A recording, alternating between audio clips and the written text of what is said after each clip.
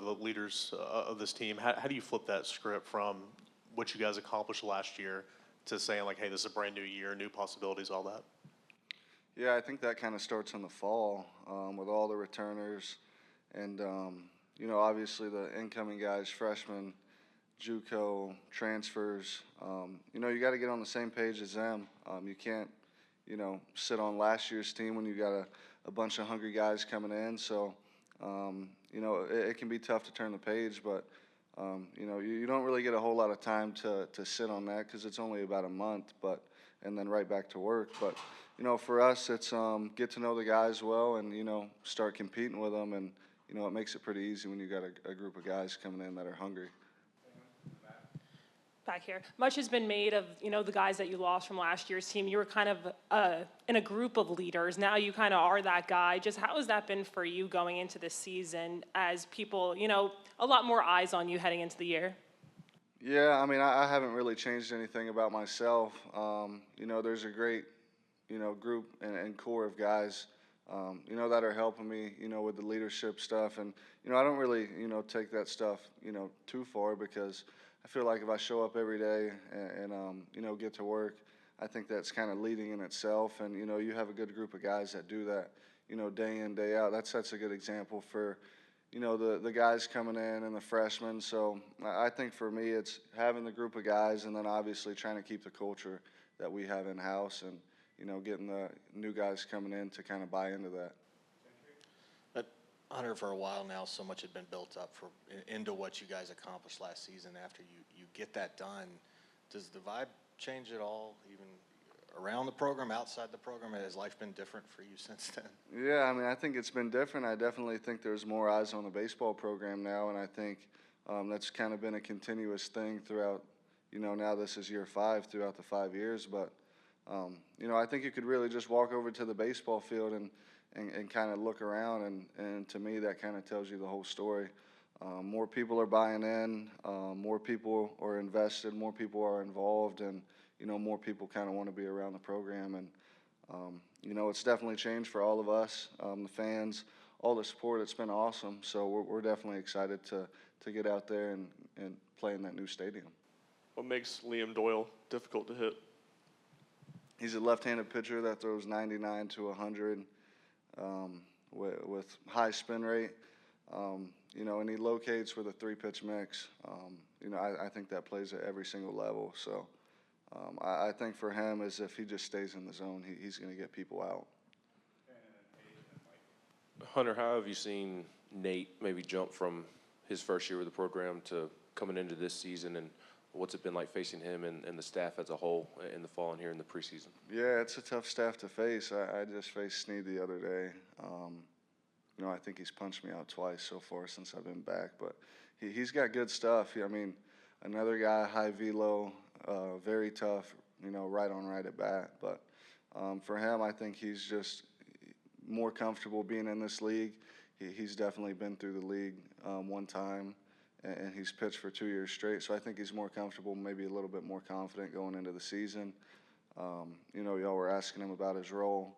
I think for him, he's just a competitor, and it doesn't really matter, what role Coach Vitello gives him. He's going to go out there and execute and be a great teammate about whatever role he's in. Now knowing what it tangibly takes to win a national title, how has that maybe influenced the way you guys are practicing early on, knowing in the long run what it'll take? Yeah, I mean, it's still kind of the same thing we've, put together the last few years. I think the great thing about it is we've definitely won a national championship now, and we kind of know what it takes and how to navigate to get to even to the championship series. So that definitely gives us a little bit of confidence knowing that we've done it before. And I think we're all excited. The returning guys kind of letting the new guys and freshmen know, like, this is kind of how you do things. This is kind of how you get around the league, winning the postseason, stuff like that. So we're excited to get going, and hopefully we're able to make a run at it again. Just a couple of young guy questions. How has Jay Abernathy taken to playing the outfield when he's been out there, and then Levi and Stone? What impresses you about them? Yeah, no, Jay is mature beyond his years.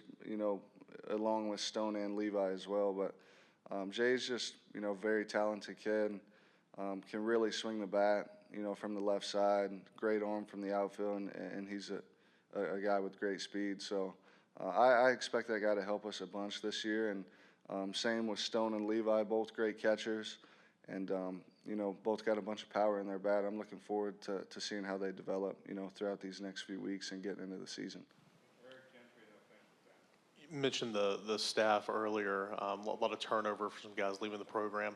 A group of junior college pitchers that come in, about 4 or 5 of them. What makes them different or special? What do they bring to the table? Yeah, I mean, just different looks all around. I'm thinking of Arv, Sharman, Crabtree, Breedlove. I guess I'm missing one more. Can't think on them right now, but all completely different looks, and none of them really are the same. So it's definitely good to have those guys with college experience, on our team. And one thing about them that is all kind of similar is, they stay in the zone and they throw, 2-3 pitches for strikes in any count. So looking forward to having those guys. And, I love playing defense behind guys that, keep the ball in the zone. Yeah, Hunter, what's been Tony's message from the fall to now in terms of just turning the page? And I mean, was there ever a moment where he sits down and spells that out, or did you guys just kind of keep going and understand? Yeah, I mean, there wasn't really just a set meeting about turning the page. It's kind of, this team's got to get better every single day. Obviously, there's guys on this team this year that were on the team last year. But, I think for us it was how close can we get as a team in the quickest amount of time, and, can we compete? And, I think if we do that every day and, just try and get better every day and get to know these guys, last year's not really on our mind. It's kind of a buzz all around the outside in Knoxville, but in-house it's not really a conversation.